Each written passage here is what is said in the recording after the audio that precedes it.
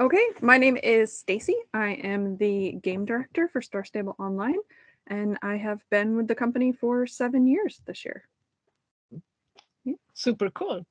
So my name is Charlotta Nilsson. I'm the Chief Operating Officer at Paradox Interactive, and I've been with Paradox for 2 years. And hello, my name is Nika Bender. I'm a live service producer at DICE EA, and I've been with DICE for a bit over than 2 years now. Previously, I have been for 5 years at Star Stable, so a little bit like I'm coming back home. Awesome. So we'll start off with the first question, which was from Charlotta, which is, in the light that technology improves over time, console performance, etc., when could tech hinder a great player experience? So I'll pass over to you to give some context around that. Mm-hmm. So, of course, everyone knows that we are in a race of new technology and we try to raise the bar of things. But still, if we go a few thousand years back, there are still games that are at the level of our hearts. So with that in mind, do we see tech as an enabler, or can it also be a hinder? So your reflections on that, I would like to hear. I can just start like some of the thoughts that I have, because I mean, working on a game in the like the Battlefield 2042, which was like the game that was in the shift between the generations for the consoles. It was a very interesting experience for me, because this was the first console game, for instance, that I worked on, and where the tech was a really big part of it. Like we wanted to make it available on the new generation, which meant a lot of new things.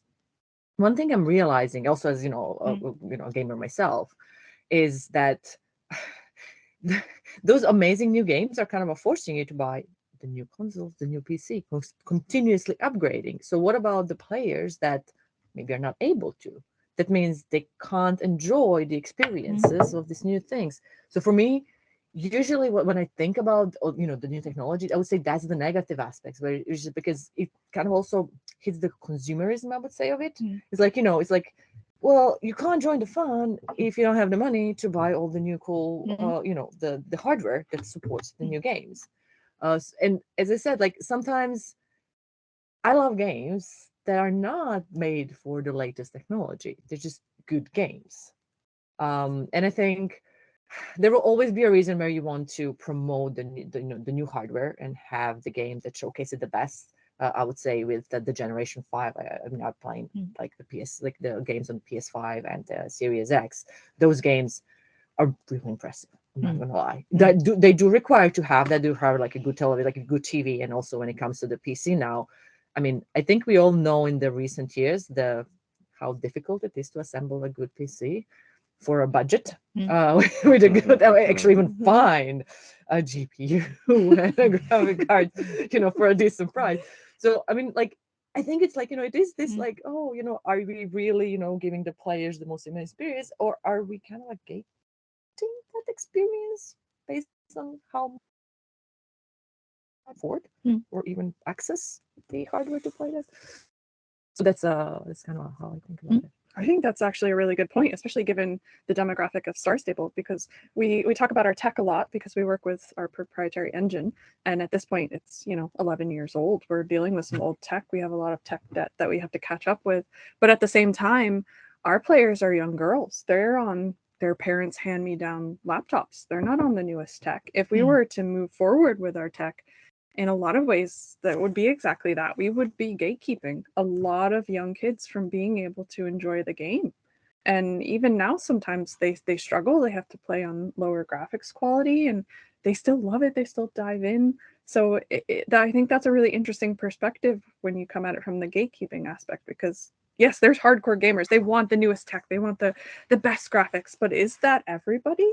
I don't know. I mean, we don't see that from our end necessarily, but it's an interesting side of the coin. I like the way how you sort of reflect around this, because my initial thinking around this is that sometimes you have high ambition with your game.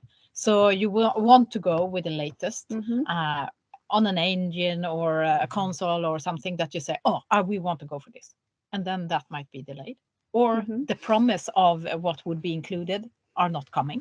Yeah. And your game is maybe held back due to those details missing. And that was maybe not needed for the player experience. So that was one thing. And the other thing I've been reflecting on myself on this topic is that nothing can beat imagination.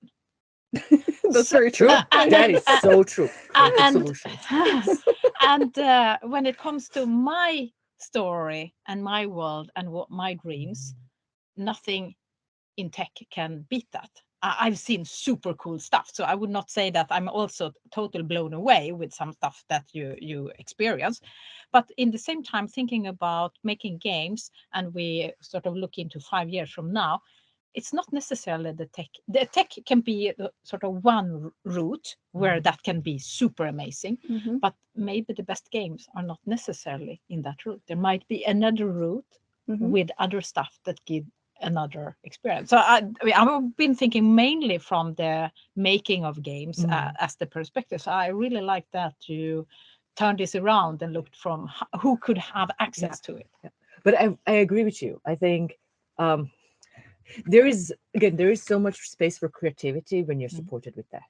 Like, I mean, let's be honest. I mean, making games 10 years ago and the limitations you had just because of the tech, and making games now, it's huge difference. Yeah, I mean, it is amazing. However, what you said, like, I don't think that's something that will define if a game is good is or not. No. It will be an extra. I think this is like the extra oomph that you get. Yeah. But it's the game design and the way how you make the game, the creativity of it. That's what makes the game good or bad. As I said, I've played games that are not for the latest tech. They're not the best visual and audio and everything experience, but they're amazing games. Yeah. Because the player experience playing it, it's fabulous. And like, I mean, I think that's also why a lot of older games, even though their graphics are not up to the standard, there maybe the animations are not up to the standard. There's also why there's so many, a lot of remasters, and why they keep coming and coming, because those games are obviously they're good games. People play them after all these years, even though they're outdated, let's call them that way, after all these years, which is why the remasters are now very popular, because you take the same game and then you make it up to today's visual look. Yeah, and maybe they are in some level two different things that are not necessarily competing with each other. You can compare with other industries, like books are still around, but you watch movies. So, and you can watch the same movie that you read a book, and you still buy a new book coming out. So there is not necessarily a competition, but I thought it was interesting to think about, because when we talk about the future, we usually talk mainly about what kind of tech could be available at that time. True. So that's why I thought I'm not sure tech is the bottleneck when we talk about making games for the future. I agree. I think we'll come to it. I have a question that actually kind of also goes into a bit about making games and the tech and just where we are going. I mean, like going from like past 5 years to 10 years and then now and the future. I agree. Well, on that note, I can skip that one and just move straight to there. It makes most sense. So in past years, especially with generation upgrades as well as ever-growing player expectations, the cost of game development seems to be rising up significantly. What do you think, and how will games adapt to it in the future? So obviously, pass over to you to give a bit more context there as well. Sounds good. And I think that's what I was pretty much going with as well. As I think which was really interesting. I mean, as we now talked about the tech and what also effect it has on the cost of making the game. And I say the cost, it's not just about money, it's about the amount of people that you need, and then how much time it will take, which then translates into money, of course. In the end, you still have to pay the salaries for all those people and the benefits. Hello, Sweden. Hello, Sweden, because of that. One thing I'm noticing, and talking to people who've been in the industry for decades, and how games were made 10 years ago, and how long it took to make the same game. And for instance, I am now working with DICE, and they've been making Battlefield games for many, many, many years. This year is our 30th anniversary of DICE Studio and 20th anniversary of Battlefield. Wow, nice. Okay. Celebration. Yes, so it's been 2 decades. And it was really interesting, to talk to people who've been there for 2 decades, because we still have a lot of people who've been there for so long, and how it was to make the Battlefield 1, the Battlefield 4, the Battlefield 3, and then the Battlefield 5, and then the new Battlefield. And one thing that was really clear is that with the technological advancements, and of course Frostbite is being the engine that we use, and it's also proprietary. I had that word, proprietary engine. Yeah. And of course it's been upgraded, it's following the trends. One thing was very clear, that the costs of development are rising.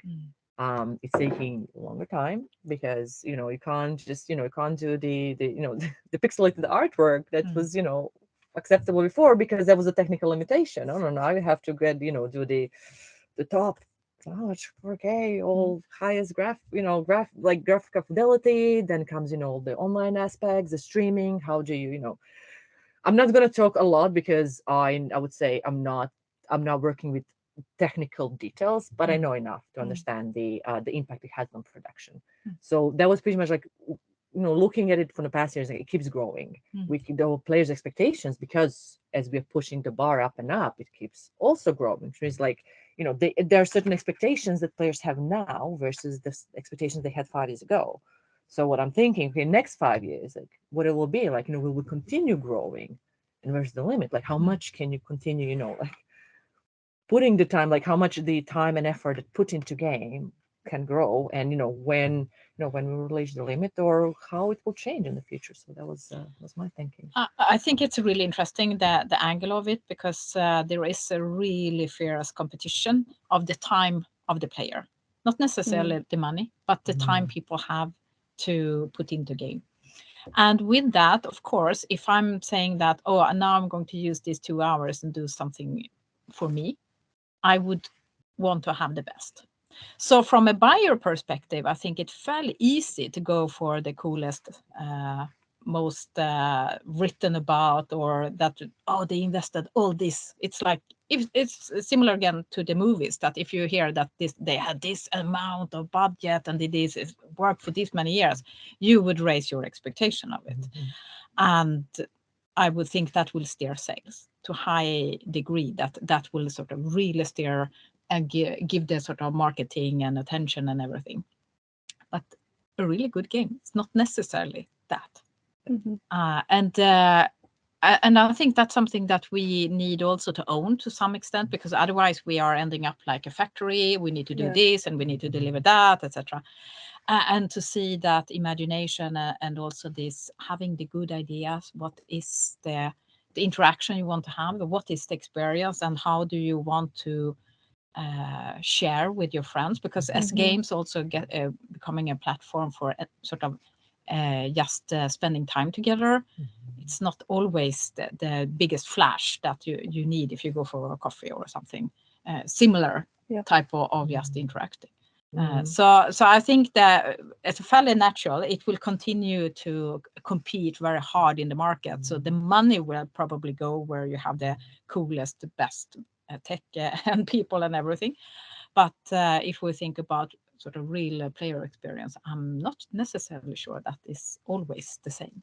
You have probably a better chance with all that investment. But I think you've nailed it. I think that's a really good way. And it ties back to what we were talking about before, that you need to offer something else. Like, everyone can fight for the best, the biggest, the coolest thing, but are you offering that thing that people are looking for? Like, of course, our players are always looking for better horses. They want it to be more realistic and move better, and we're aiming for that. But also part of the niche is that it's a home online. It's what you're saying with multiplayer. It's where you want to spend time with your friends, or there's niche things that people can do that don't necessarily rely on tech. So how are we thinking about the game from that perspective, rather than always trying to be the biggest, the fastest, the boldest? There's other options out there, and I think people are looking for that, really, especially when you talk about them only having 2 hours at the end of the day to do something. It really has to speak to them in order to play it, and I think there is that passion there, and sometimes it's overlooked a little bit to go for the nicest looking thing, rather than really the experiences that talk to people. And another thing very close to what you mentioned is that if we look at what's happening in our society, loneliness is one of the biggest sort of disease that is spreading around the world, that people feel alone, even though we maybe have crowded cities, we have work to go to, etc., but people are not feeling enough included. And then I think a game is super important to both include you as you are, and also interacting with friends. So I think that part of gaming is sometimes not talked enough about. Yeah, absolutely. I agree, because I mean, I think it's not talked enough because, but you can see. I mean, I know we talked because Star Stable, I think, was like very again very social. It was, the social aspect was very strong. I mean, just looking at the past, the games that were popular or game that exploded in a way, not coming from AAA studios, they were the ones that had provided the sandbox experience, the social experience, where people, they start playing with friends, and that's why you stay, because your friends are playing there, and then you can do, you're doing things together. Just looking at the past, I mean, there are like a number of games that pretty much they didn't become popular just because they are the latest latest mastery of the technical advancement. They were just, they actually had a really good social aspect to it, which They were actually just made fun. people exactly, we're just fun. And that actually this is what like brought people together, and then that's what make it sticky, as we like to call it.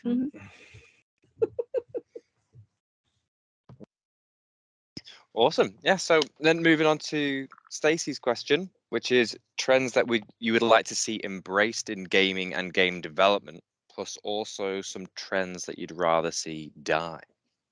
Your words, not mine. I know. I wanted to get very kind of passionate and fun about it, really.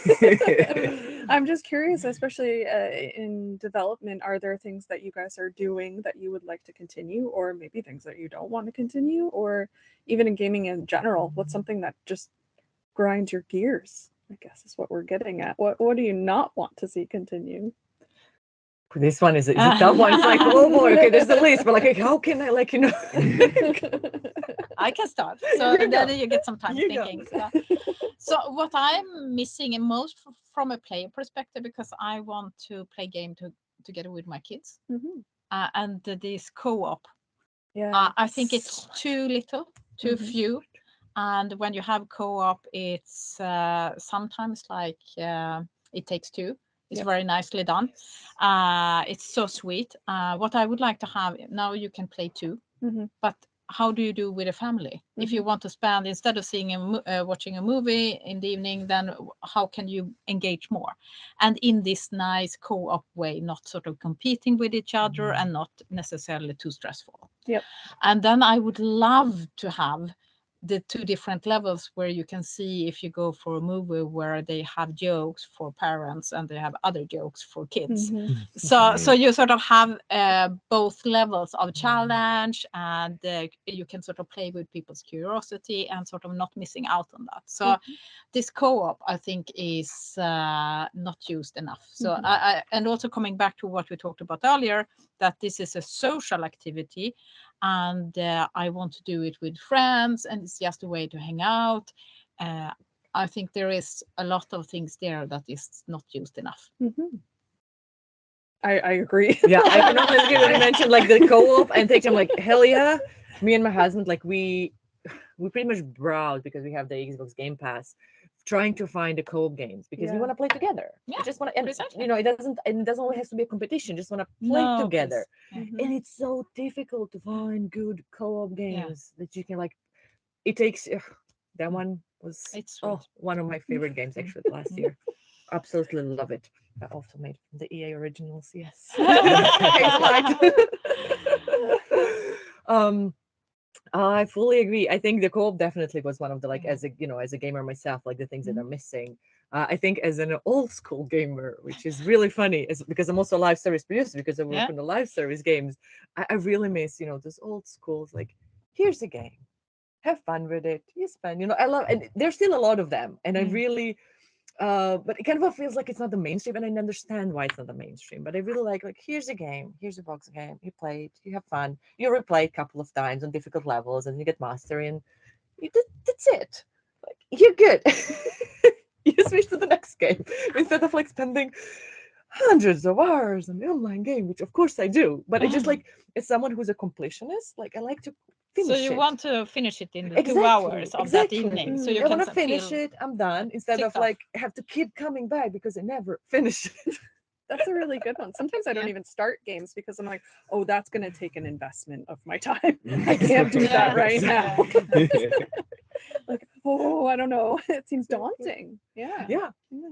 And I'm really hoping, like, when things that continue the rise, I would say, of the indie games.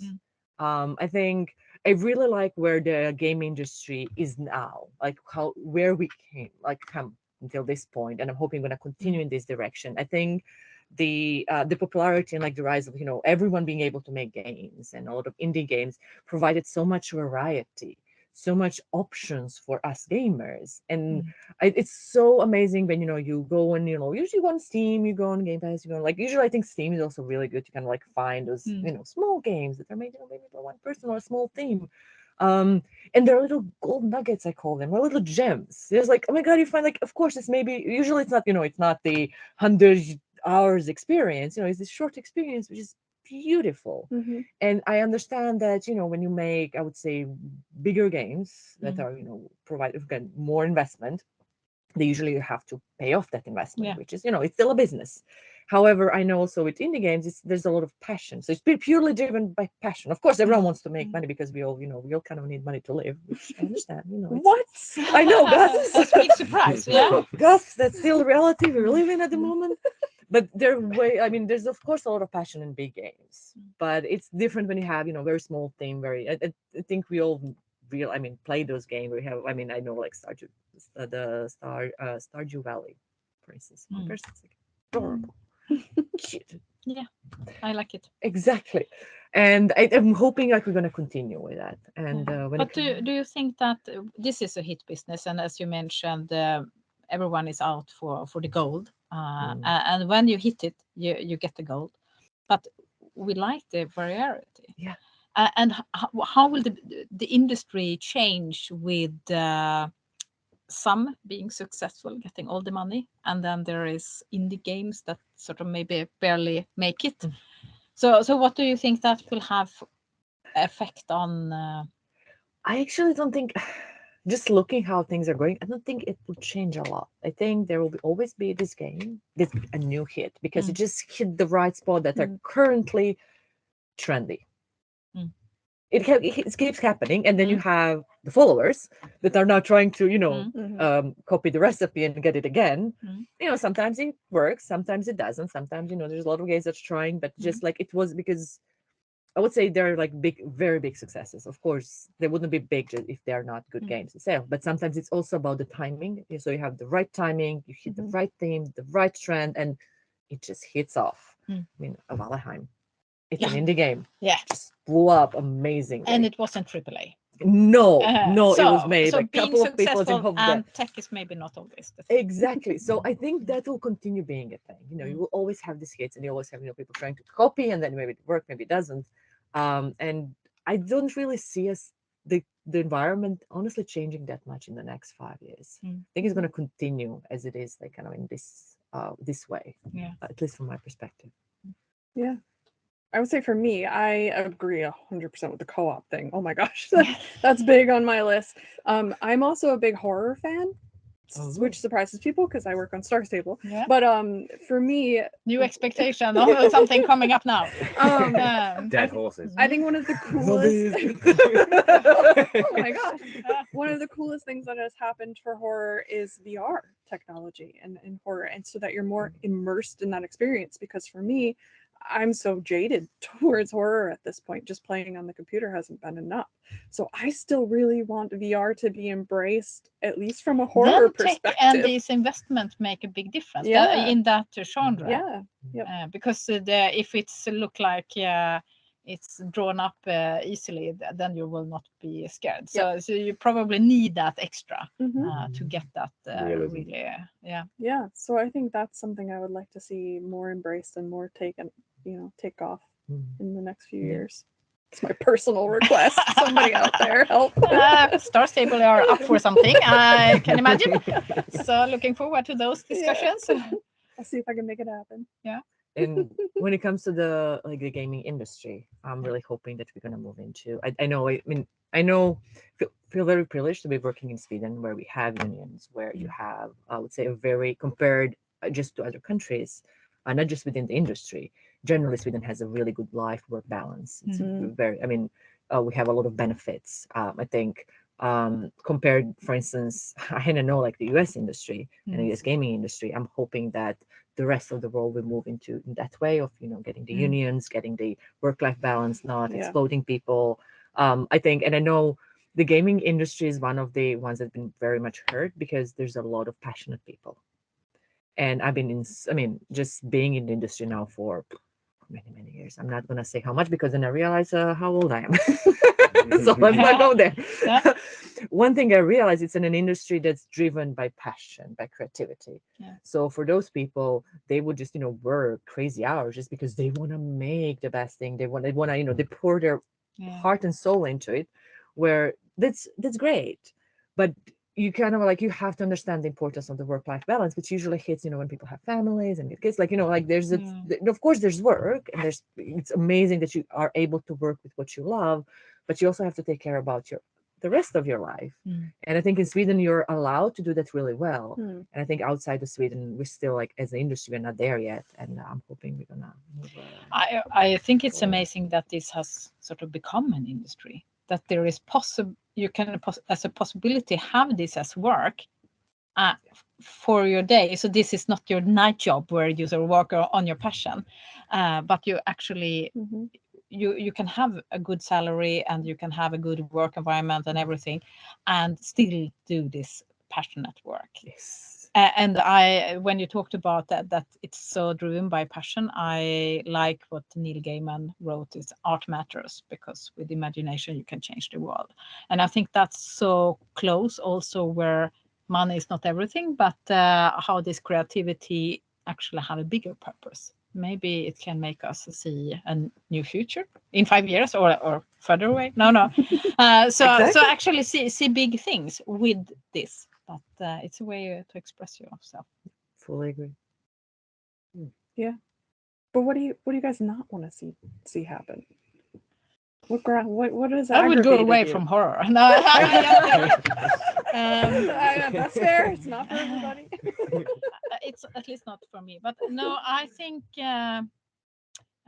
games that go very close to this, using the psychology of people, that if you get confetti here, you will continue to play for a few more minutes. That kind of ruthless looking at how people actually work to make it. I see games as an experience, as something you do. I don't mind the competition you can have or something like that. It's more that you do it for yourself, not that someone else has figured out how you function and sort of control you from outside. So that is the time. I would not say it's typical for any of our game or our companies, but if there is anything in the gaming industry that I think is not compelling, that would be it. Yeah, I fully agree. Because I know there are games who are just driven by this psychology and data where if you do this happens. Like pretty much using human psychology to make you spend as much money as you can. And that's pretty much just how they made it. Like there's no creativity. It's just like, no, we're gonna you do these things. Yeah, I read the research on that.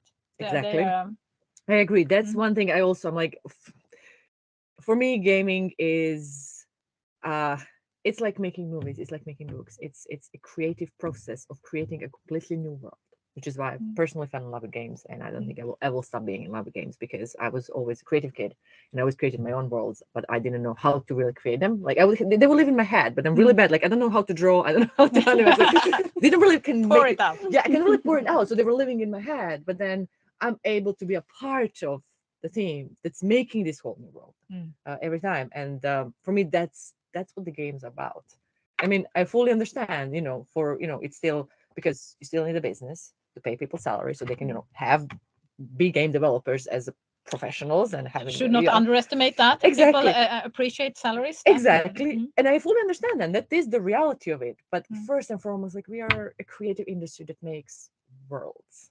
And I agree. I think yeah, I would really like us to go that direction, kind of stuff. It's like, yeah, sure, there's money, but can we please just not, not really play, I would say, into exploiting human psyche or weaknesses, let's go that way, for just financial benefits, and using a creative medium for that. Yeah. Awesome. That's me. Although I'm like still thinking, what do I want to stop doing? And it's like, I can't really think of like something specific apart from what really grinds me a bit. I'm like, and it's very personal because I was never really fond of the whole Silicon Valley startup bubble in a way. I was just never really fond of, and I'm seeing it that I think it's kind of expanding to games because I think there's a lot of opportunities there, and I think that's what worries me about, because again it becomes more of an industry, like, again, because all about money.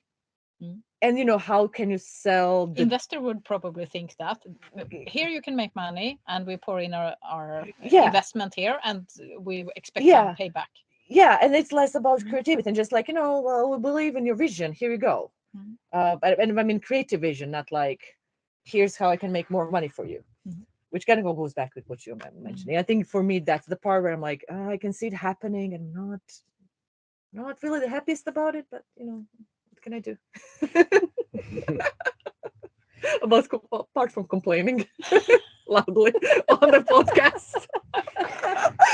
That's how we do it. Yes. Yeah. Setting the standard.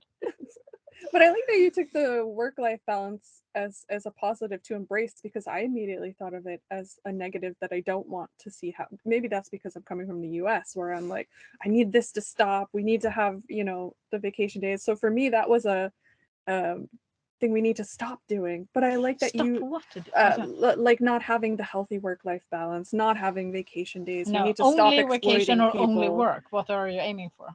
Sorry? No, so we need to stop. Exploiting people at work, just in general, just like overworking people. Well, you just stop. And I see all of these negatives, but I actually prefer how you spun it as a positive. Oh, we need to embrace this culture rather than we need to stop this culture. And of course, that's more than just the gaming industry, but I just think it's interesting that we just had that slightly different perspective about the same topic, really. Yeah, but I think why it's really, I would say, noticeable in the gaming industry is because there's not a lot of industry where people are they love coming to work. They wanna work. They like, you have a lot of industries where you're just like, I'm just gonna do my 9 to 5. I'm out of here. We didn't have this problem of work-life balance because people are, they're just there for their paycheck. I would say this is the industry where people are not, I mean, of course they need the paycheck, but they're not here for the paycheck. They're here for the creativity and for the pretty much to do art, animation, you sound, have to keep everything. a handle on people and say like, hey, this is too much, you've been working too much, are you taking your breaks? Yes. And you have to be on top of that a lot of times. And I know that there's people that aren't going to be on top of it. Like, there's not people out there, like people that we work with, that say, hey, did you take off these hours because you overworked the other day? In some industries or some companies, they're not checking on that. They would rather you work those extra hours. And that's not okay. That drives me crazy. I would rather check in on my team and make sure they're good and taking the time that they need, because coming from the US, this is an amazing experience. I get vacation days. I can be sick. I tell people I have a headache and they're like, I'm spoiled being in Sweden. I realized that. So I couldn't see the problem as clearly as you've seen it. So sorry it feels for that. That way. So that's why I harp on it so much, because I want people to know that this is okay and I want it to be like that. Let's continue. And that's what I would like to see across the board, really. Because I think one thing that's you can of course get the data from it, but this is me speaking from personal experience. Working with multiple companies, being not from Sweden, but from other country, Croatia, and then moving to Sweden, and also then being in international companies a couple of times, and working, talking and working with people from other countries as well. And one thing I definitely realized is that ensuring the good work-life balance actually helps with people to stay in the company for longer because they're happy. Helps with honestly staying people in the industry because they don't burn out. Because otherwise, what you have, people burning out, people switching companies just because they can't do it. So you have, I would say, a lot of negative effect that it's maybe not visible right away, And I think productivity also, because when you get stressed, when you get burnout, your productivity levels, of course, go down because you can't, and which is normal because you're not feeling good. You don't like the work you're doing. You don't feel like you want to work. Which if you keep having this good life balance and you feel happy at work and you feel, you get what you think you deserve for your work, you will work, you'll have a better productivity, you will work longer, you'll probably stay at the company, you will not have any needs to switch unless, if it's for more opportunities, which is again happens. So I think there's a multiple benefits of actually, it's just like it's good, it is actually beneficial for everyone. So I've not seen maybe the dark side of this so much since I'm here in Sweden then, but isn't this so the question is this an immaturity in this industry, or is this an effect of it being a passionate industry? I think it's the both. I think you also nailed something out because this is a young industry. Yeah, We are a young industry. There is so many things but that I come from film and TV, and it's the same exact. It's so there you have it. So it's Yeah. more the creative part where people. Okay. Yeah, that's a good point because I Yeah. think the kind of like the TV industry and the animation industry, I think you can draw parallels. Oh, or, yeah. similarities. So that's definitely where I see. You should just be happy to be there, not get Yeah, paid. Exactly. You're privileged Or you're kidding to that join. They ask so many times for people, to volunteer, and it's just a good opportunity, and Oh yeah, my favorite. very like preying on passion, really. Yeah. Oh my god, it's like it's for exposure. You can get your 15 minutes of limelight. Yeah, exactly. Oh, that is actually an interesting point of view. Thank you. Yeah, I draw a lot of parallels. I worked in live TV for a while, and then moving to like a live game, you start to draw a lot of parallels in how these things work, and I see a lot of similarities in the industries for sure. But the film industry has been around for some time. Yeah. So thinking then 5 years ahead, what do you think? I have high hopes for Gen Z. I can't say that enough. The amount of the kids coming up now who just aren't going to tolerate that nonsense, and so true. The like globalness now of they're realizing Sweden has 30 vacation days a year. Why don't we? And they're actually starting to push those buttons. So in 5 years' time, I really expect to see some changes. I mean, I know, like for instance, unionization and on different countries and different levels, at least in our industry, are finally starting. Yeah. Of course, it's going to be. I can see already it's not really going smoothly, but I'm not surprised based. I mean, just on the culture and how the other things are, like how the companies are in the in those countries. But I'm also really looking forward to it. And I think what you mentioned, I think that's the new generations will be pushing for it because they will just not. There's like, no, I will not. I'm so excited for them. Yay. But there's a lot of young people involved in this industry. Do you think other generation, actually older generation, try to step into this industry since it's becoming bigger? It's more sort of a formal own industry and joining in because sort of it's been swamped with fairly young people coming directly from school, etc., or someone having a very specific passion about something. But would it open up for everyone? Like you would work at Ericsson or another sort of big company. Oh, I think so. I think it's already happening. Yeah, I've seen it at least. Yeah. Me too. Yeah, because I've worked with a lot of people who came from other industries, just had a lot of experience. Because as we are becoming, a proper industry, with the proper roles and proper needs, specific very needs within the game production, I can see a lot of people from outside of the industry coming in because they had this specific knowledge, which they don't. It's not very game specific, but it is that area specific. And I think I can see it already happening. I mean, I can see also that when talking to, and I would say with older people like us, and with over 30, let's call it that way, they do feel like they're not sure when I talk to if they're not in the industry and they want to go in, especially if they're like, oh, they've been gamers and they like games and they talk to people who work in gaming and they find it really exciting and interesting. I can hear them being really like, oh, Am I allowed to come here? Yeah. Am I let in? Yeah, will I be let in? But I mean, I've seen at Star Stable and now at the DICE, we have we have people who came up outside of the gaming industry. It's more visible, and I think the pandemic proved that it's sturdy. as well. Like we were, obviously working from home is a challenge, but games did well during that time period. You can work from home, and I think more people are seeing that as an opportunity. And I always welcome people from different industries. You don't necessarily have to have game experience for certain roles. You just have to be good at what you do and have an interest. And I agree. I think even now we're seeing people come into the company from different areas, but I think visibility is a lot of it. The industry is it has been much clearer, sort of as being companies, and it's talked about as investments. It's talked about in many areas. So of course, it's way more visible now. So I think for the future, it's just gonna expand even more. I think as we grow and establish ourselves as we're already establishing ourselves as I would say one of the giant industries when you just look at it on a global scale. I mean, we're getting on par with the TV industry.